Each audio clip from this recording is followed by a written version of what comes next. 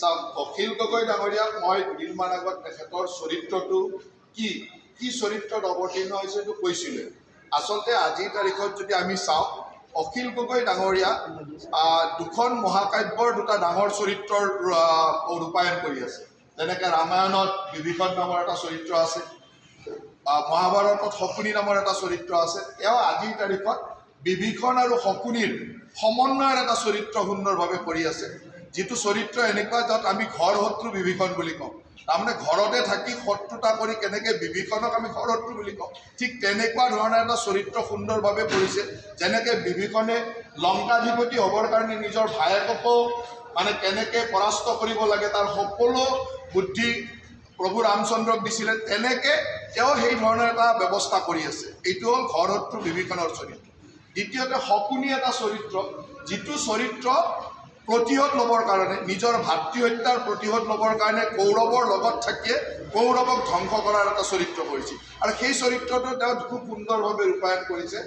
বিভীষণ আৰু শকুনিৰ চৰিত্ৰৰ মাজেৰে তেওঁ ধুনীয়াকৈ নিজৰ লগত থকা মানুহখিনিৰ ৰাজনৈতিক হত্যাৰো পৰিকল্পনা কৰি লৈছে। আৰু ভৱিষ্যতৰ যিটো দুৰাকাংক্ষা, তেওঁ মানে ভৱিষ্যতৰ যিটো দুৰাকাংক্ষা, সেই দুৰাকাংক্ষাৰ সপোনটো বাস্তৱ কৰিবৰ কাৰণে বা দুৰাকাংক্ষাৰ যিখন ৰাজ্য, সেই ৰাজ্যৰ একছত্ৰী সম্ৰাট হ'বৰ কাৰণে তেওঁ সুন্দৰভাৱে কাম কৰি আছে। আৰু সেই কামটো আপোনালোকে দেখিছে, তেওঁ নিজেই কৈছে যে গৌৰৱ গগৈ ডাঙৰীয়াই শিৱসাগৰলৈ যাওঁতে তেওঁক লগত লৈ নগ'ল, তেওঁ গ'লে অলপ ভাল হ'লহেঁতেন, তেওঁক লগত লৈ নগ'ল। তাৰমানে গৌৰৱ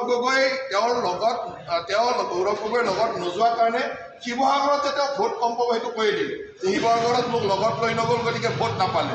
কিন্তু আমি শুনামতে তেওঁ গৌৰৱ গগৈ দুটা কাৰণত দিব বিচৰা নাছিল বুলি কয়, যে গৌৰৱ গগৈ হৈছে যে তেওঁক লগত লৈ গ'লে ভোট কমিব পাৰে।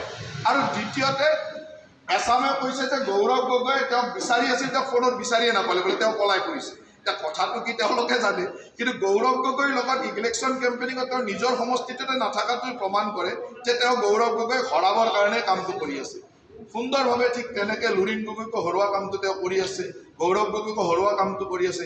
যিখন দুৰাকাংক্ষাৰ জগত, এই দুৰাকাংক্ষাৰ জগতখনত তেওঁ কেনেকৈ একছত্ৰী সম্ৰাট হ'ব পাৰে সেই কামটো কৰি আছে।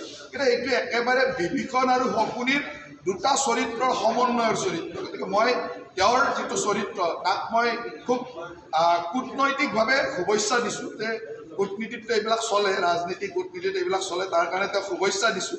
কিন্তু এনেকুৱা ধৰণেও নিজৰ লগৰ মানুহকে এনেকুৱা ধৰণে প্ৰতাৰণা কৰাটো অসমীয়া সমাজত বৰ ভাল নেদেখি, সেইটোৰ কাৰণে তেওঁ এজন অসমীয়া হিচাপে সেই কথাটো এবাৰ চিন্তা কৰিবলৈ আহ্বান জনাইছোঁ।